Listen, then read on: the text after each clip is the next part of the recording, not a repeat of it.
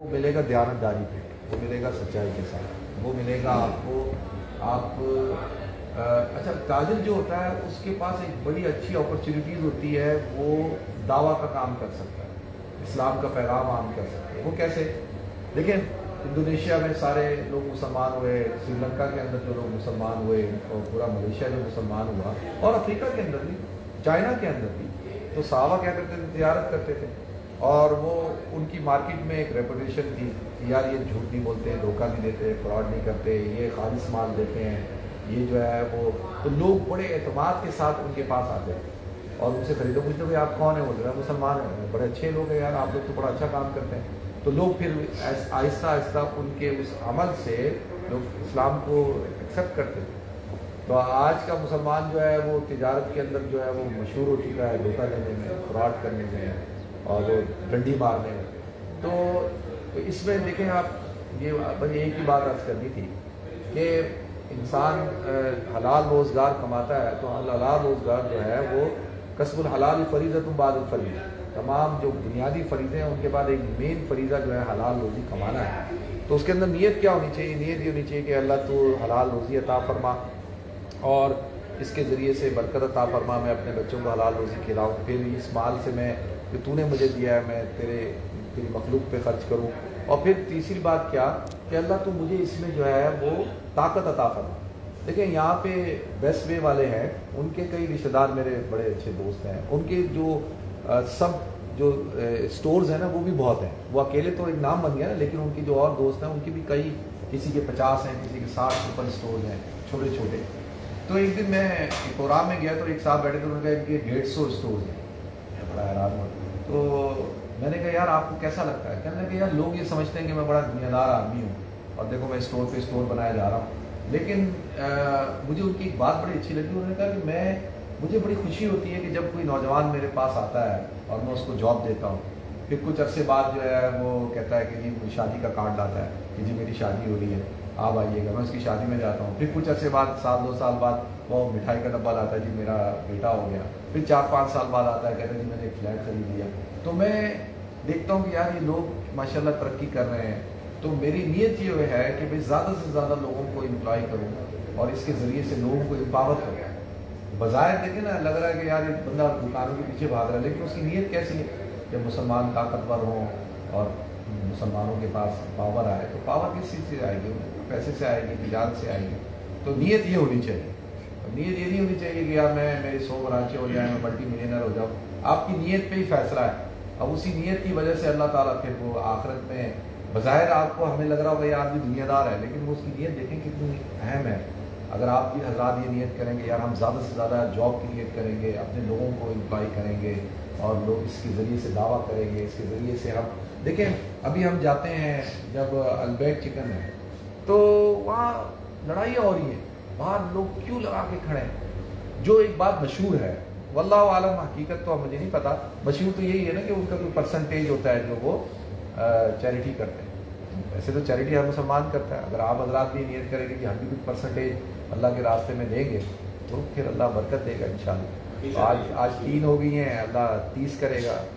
और देखें इस वक्त जो मुझे 2 लोग बड़े पसंद हैं, एक चाय वाला, उसकी अभी कुछ दिन पहले उसने 60वीं ब्रांच बनाई, और दूसरा जर्मन डोनर हुआ माशाल्लाह, बहुत तेज़ी से वो एक बार, उनकी क्वालिटी अच्छी है।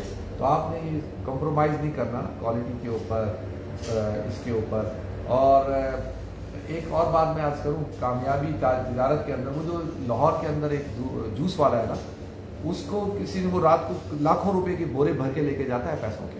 तो किसी ने उससे पूछा यार इसके पीछे राज क्या है तुम्हारा?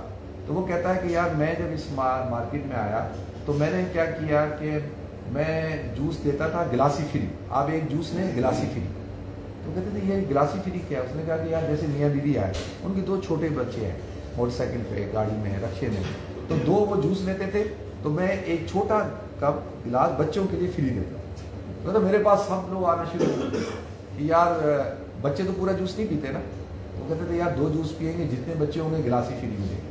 तो कहता उस गिलासी ने मुझे यहाँ तक पहुँचाया।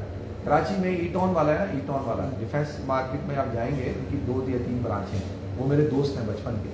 तो आज ईटॉन के वो अरबपति हो गए हैं, اور ان کے پاس لائنیں لگی ہوئی ہیں. کیوں کہ انہوں نے کیا کیا, ایک تو سستا رکھا ہو, کوالٹی اچھی رکھی ہوئی ہے, ایک رول دیتے ہیں, ایک ٹکا دیتے ہیں اس طرح سے. اور آپ ابھی بھی جا کے دیکھیں ان کا بزنس کہاں سے کہاں پہنچے. تو کبھی کوئی آئے آپ کے پاس تو آپ اس کو برگر دیں, ساتھ 2 ویکس ویسے دے دیں.